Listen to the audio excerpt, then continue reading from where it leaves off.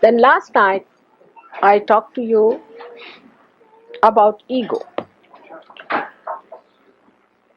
that how ego manifests itself and how it is difficult to get out of the ego. It's easy to get out of the conditioning superegos, but very difficult to get out of ego, because ego aggresses others, doesn't trouble you at all, and you enjoy that aggression. As a result of that, people felt extremely overconfident. What's wrong? Business started long time back.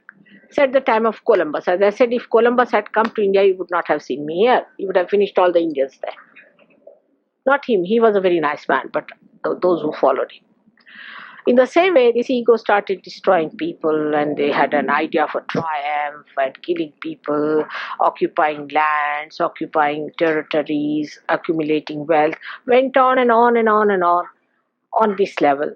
Then from there, they started, when the marriage system started in a proper way, again the aggression started on the women, and now the women are aggressing men, like that. It's all became so aggressive. But when you aggress, you don't see that you are aggressing. This is the problem of the egoistical person. Though he may be a seeker, though he may be a very genuine seeker, but if he is in the area of ego, he never feels his own catches, because the ego is in between the reality and himself.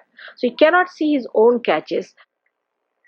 Now, how do we control our ego is very important to understand. First of all, you must write your names and beat yourself with shoes for 108 times to begin with. Secondly, discipline yourself. By disciplining, get up in the morning, do your meditation with right hand towards the photograph, left hand this way. Not to use light at all. Not to use sun. Don't go to the sun at all. Sun is to be avoided. Keep to the moon. So the first thing, practical thing I'm telling you, beat yourself with shoes. And I'm not this. Like that, you have to start first of all telling yourself. If you are a seeker and truthful seeker and honest seeker, then I advise you this way, that you watch yourself in the mirror and tell yourself, now you, Mr. Ego XYZ, will you get out from here? I know what I am. You get out. You have to get after all this and laugh at yourself, smile at yourself, make fun of yourself. That's the best, and never feel hurt if anybody says you're egoistical, and then you will say, I know. I know. If you know you are egoistical, then how do you go further? First of all, stop talking. Hear the way people talk. I mean, you see, you have to just start opening your mouth like this, and like that you go on. And the other is talking. You tell them something, they just come on you with all the knowledge, they have known everything A to Z, and you don't know where you are. How do you stop talking?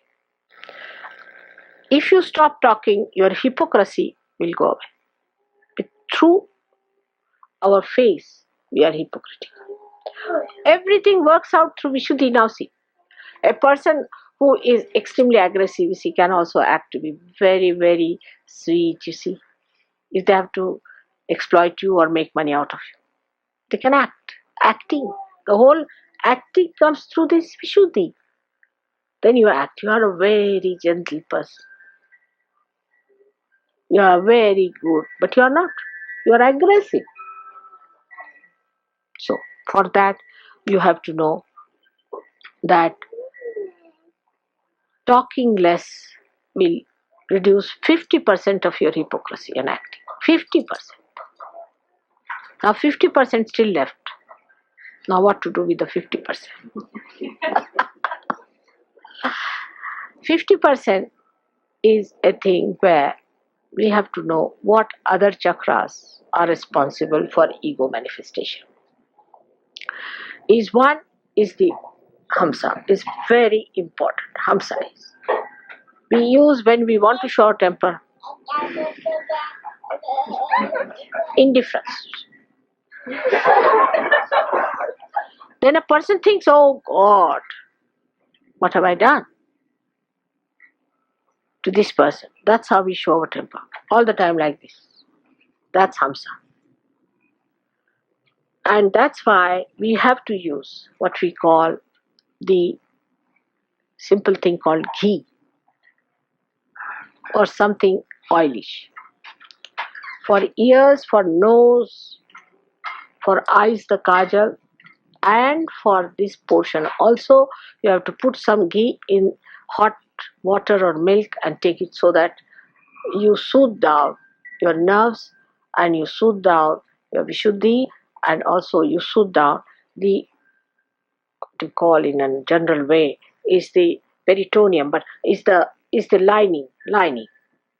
As we soothe down our fingers and hands when they are dried, we have to soothe. Rub ghee here, oil there. So in the same way, we have to grease ourselves.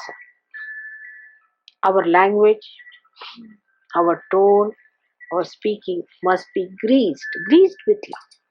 And love is such a powerful thing that can attract anyone, let it be even Hitler.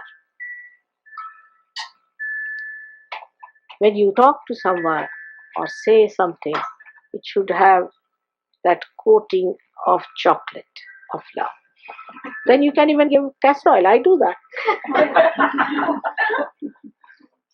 So, all these things are to be understood in its essence that we should not become stupid as other people are. We are yogis and we have to have an ideal life which manifests itself in all kinds of dynamism. And we do not waste this great blessing that we have got. Now with this another chakra which is always got is the Agya chakra. In the Agya chakra, we have to become thoughtlessly aware, but we can. Now, if you watch your thoughts, you will know mostly we think of the people who have harmed us, who have troubled us. Sometimes we have the glimpse of the good things also. We think of the good people also. Sometimes, normally, we are thinking about the people who have harmed us, hurt us, this thing, that. Now, Christ, who is Sri Ganesha and who has all the powers to kill us and finish us off and destroy us completely, has given us the greatest weapon is to forgive. So, the mantra here is forgive. And you have to see that you forgive others. Anybody says anything, forgive. When you forgive, God takes over. And He knows how to handle or mishandle or to do whatever He likes to that person. That's not your job. You just forgive. So you give him a ticket. Go to God. I forgive you. I'm nothing. And you have to forgive. And that is the thing you can enjoy your Agya Chakra very well and raise your Kundalini beyond by saying forgive, forgive, forgive 3 times. And you have to say the mantra of Nirvichara. No thoughts. Agya is the one which brings thoughts to you. That's why Christ was so particular on the eyes. That thou shalt not have adulterous eyes. Try to concentrate your eyes on the Mother Earth for some time. She'll suck in. So that your attention doesn't become that wobbly, becomes concentrated and equalized and balanced. When that is done, your eyes become so powerful. Even if you look at somebody, you can cure that person. And the innocence will start coming in your eyes. You will not have lust and greed. It's a very dangerous thing people are playing here. I mean, I didn't know all these things people do. But I saw it in the West. I mean, everybody's looking at every girl. What is the joyless pursuit? Why turn your eyes to anything that you don't get joy out of? But when your eyes are innocent in the shower of bliss, you enjoy that bliss. You don't have to look at anyone. You don't have to say anything. You just enjoy.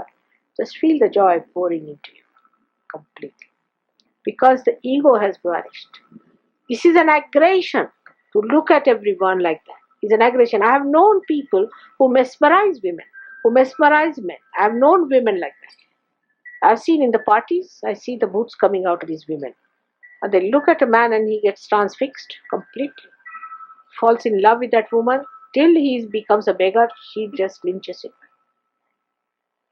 It's prostitution by men or women. It's a horrible thing. It's dirtying your eyes. So keep your eyes steady. Try to steady them. If they try to go here and they tell them, look there, that's the Mother Earth. She's the one who gives us all beautiful things. Look at that. And then the beauty of that Mother Earth will come into your eyes. And the cleanliness and the innocence will cleanse others. That's how it should be. So to fight this ego, one has to be prepared and must have proper willpower, because ego kills the willpower of man completely. A man who is an egoist is left with no willpower. He does what the ego tells him. It can murder people, it can be violent. All the violence in America is from the ego manifestation. Because there is no respect of the law, not of human laws, but not of God's laws also. That's how people behave. They incur diseases, horrible things.